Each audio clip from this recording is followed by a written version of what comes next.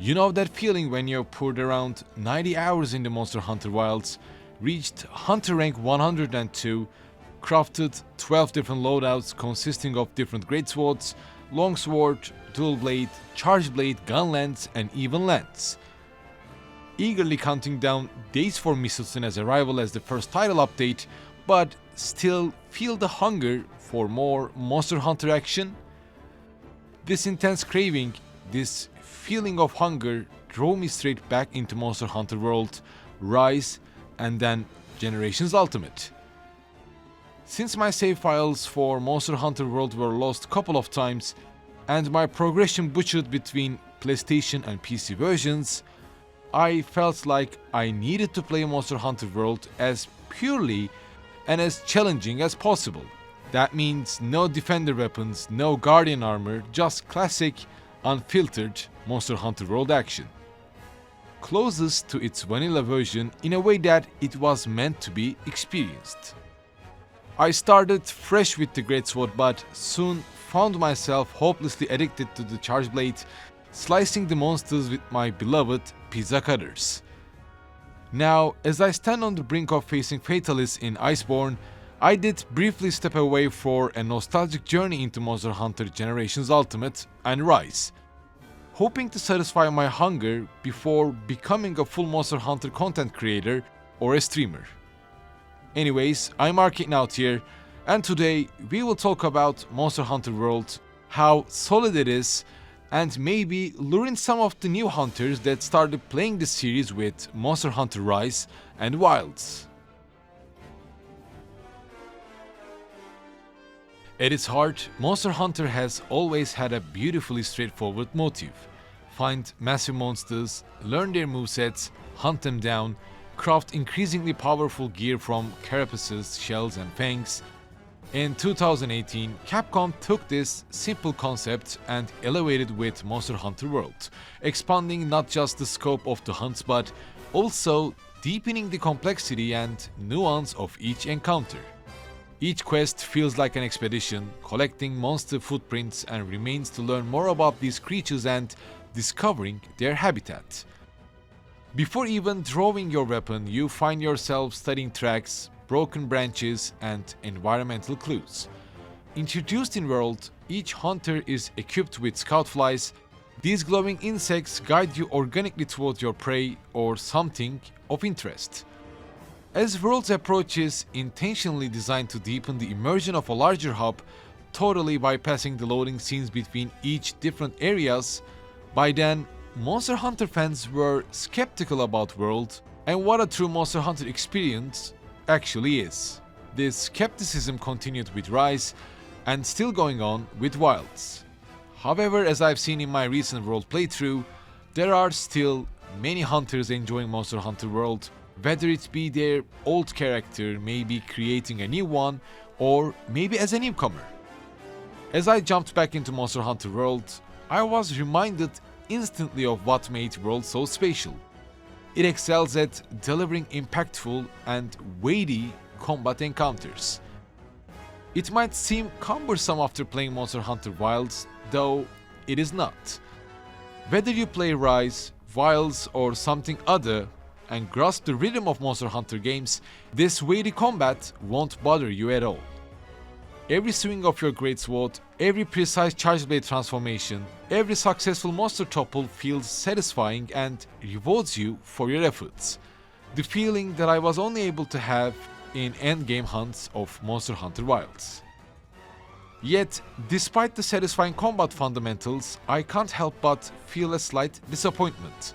Although I really enjoy crafting different weapons with different raw damage, maybe affinity and elemental attacks, Monster Hunter World definitely has the worst weapon design in the series.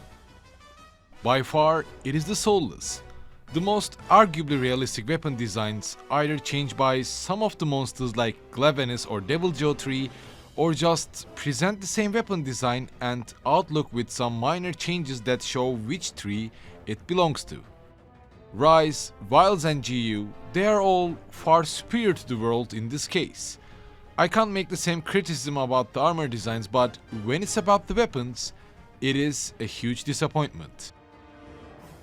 Not only that, but when World's combat variety and complexity are again compared with GU, Rise and Wilds, all I can say is that World excels in the fundamentals. Basically, the monster AI, the turf wars, crafting better gears, practically the Monster Hunter formula brings the fun. GU's art styles, Rise's wirebug mechanics or Wilds' broken yet fun focus strike mechanics add some flavor, variety and depth depending on your playstyle. However, this is not the case with Monster Hunter World. If you have started your hunting journey with Monster Hunter Rise's lightning fast action, or maybe with Monster Hunter Wilds' expansive open world approach, diving into World's methodical and immersive core gameplay might feel very different, and sometimes even challenging or maybe shallow. By Monster Hunter World's case, it is this sense of accomplishment. It is about making you a better Monster Hunter player by pushing you to learn its fundamentals.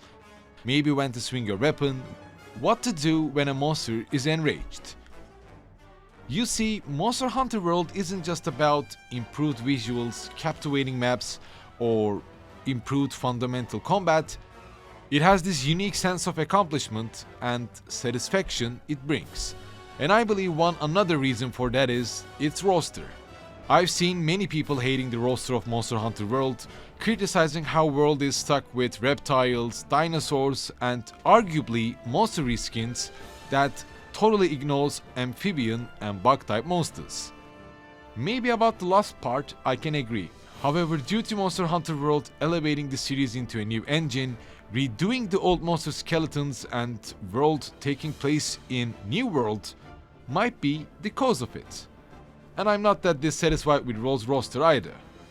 The newcomers of World all seemed more comical, iconic, and to be honest, more memorable than most of Wilds' newcomer monsters, except Raidao.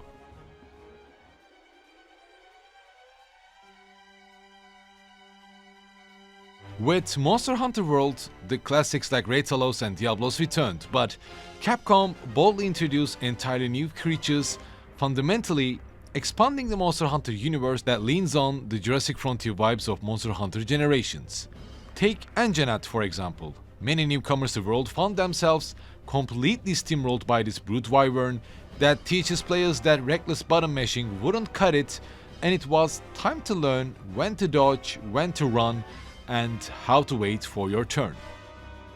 Yet Arcadenaut was just the first taste of how Monster Hunter World's Bestiary would evolve. While Great Jagras casually swallowing an entire monster to its belly, or Great Gyros paralyzing the hunters with its fangs, these monsters seem reminiscent of the loadout style monsters we have faced before, while carving their own identity. The classic raptor types were reinvented through Kuluyaku and Tizitsukiyaku, with Kulu's quirky habit of picking up rocks or even eggs mid-combat added surprisingly comic reliefs. Meanwhile, Tizitsi taught hunters environmental awareness with its well-timed flashes, capable of stunning both hunters and other monsters alike, transforming itself into an unlikely temporary ally, especially when the hunters are fighting against an Odagaran or a Legiana in Coral Highlands. However, two great additions to the Monster Hunter Bestiary are Puke and Tobikadachi. Puke humorously channeling the Camellios' playful charm, but mechanically combines the poison mechanics of Kezu and Giganox, while Tobikadachi as the perfect mix of Nargacuga and Zinogre as one of the difficulty spikes of low-rank Monster Hunter World.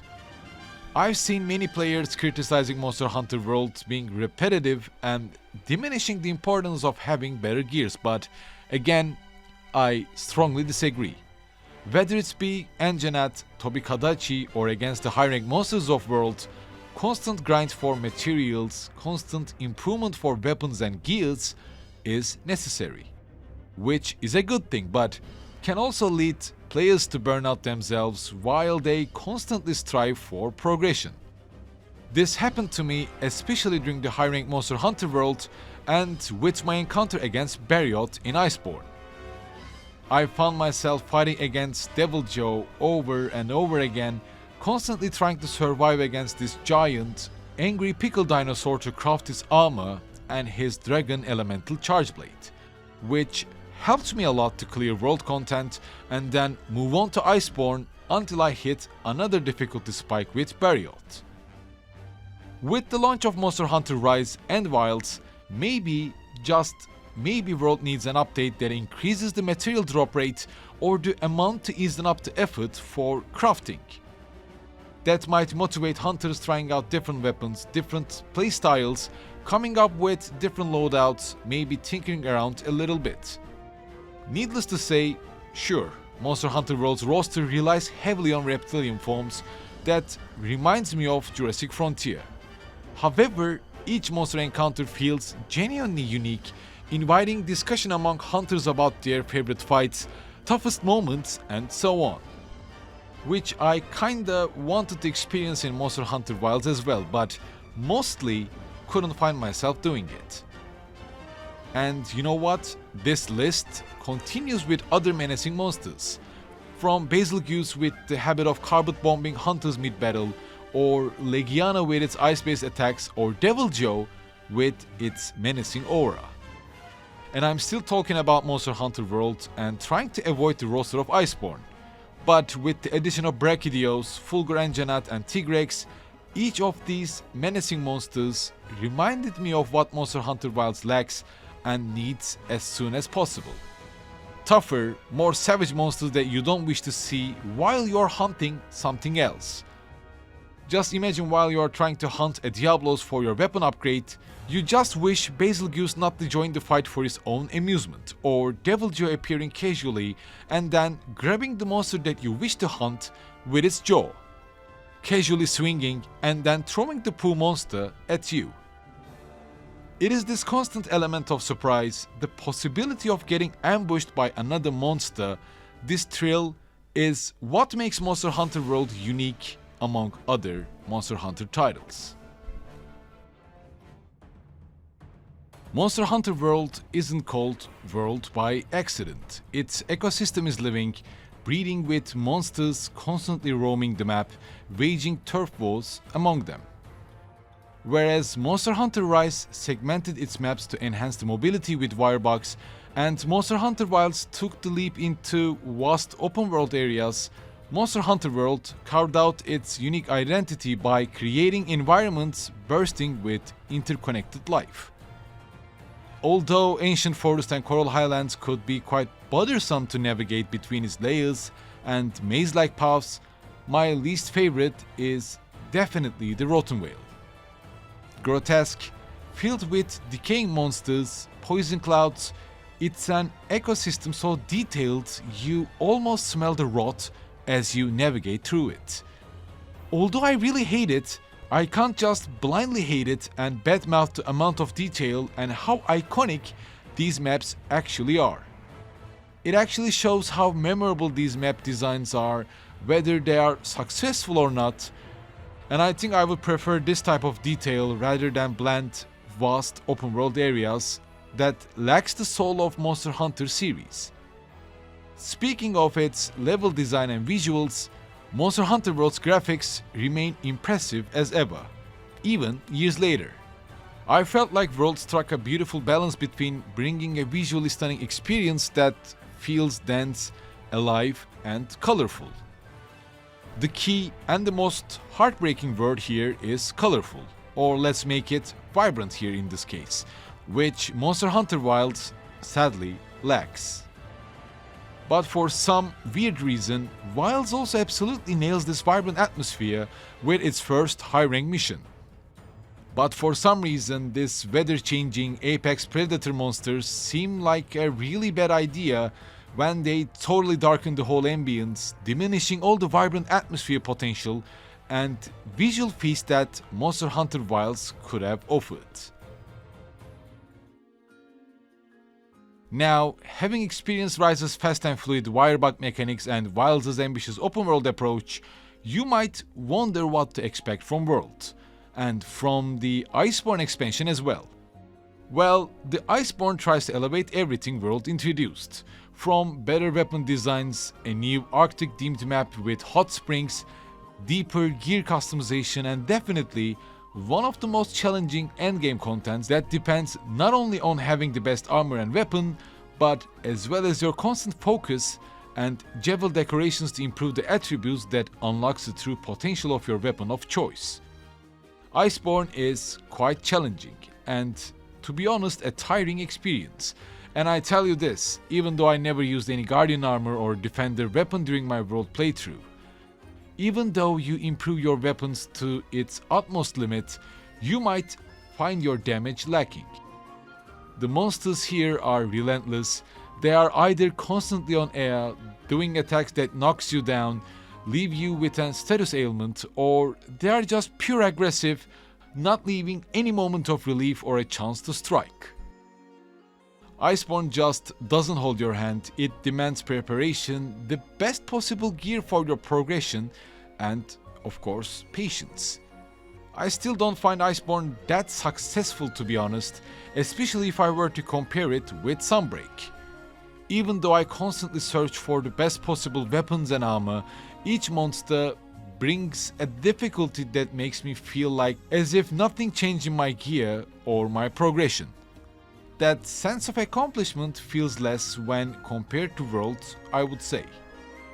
Iceborne actively pushes you into repeated hunts against tougher, more punishing monsters, pushes you to search for the best in slot pieces for your armor so that your damage or maybe your survivability increases. It might also sound like an old school Monster Hunter here, however, with each monster constantly flying, diving, inflicting status ailments over and over again, Iceborne feels like a tiring experience. However, it doesn't make it less wordy or anything. In the contrast, Monster Hunter World is still solid and worth giving a shot. Whether you have started this series with Rise or Wilds, it actually doesn't matter. Despite its faults, despite sometimes each monster making you feel your efforts are futile, World, including Iceborne expansion, remains incredibly solid. There is so much to enjoy here, whether it's detailed ecosystems, challenging monsters, the sense of progression, the side quests, or its events. Especially if you are still not satisfied with Monster Hunter series after playing Wilds. World is a solid choice, even can be considered as a must-play if you enjoyed Wilds. Could Monster Hunter World benefit from a quality of life update to ease the grinding or perhaps enhance the drop rates or something else to make it more enjoyable? Definitely.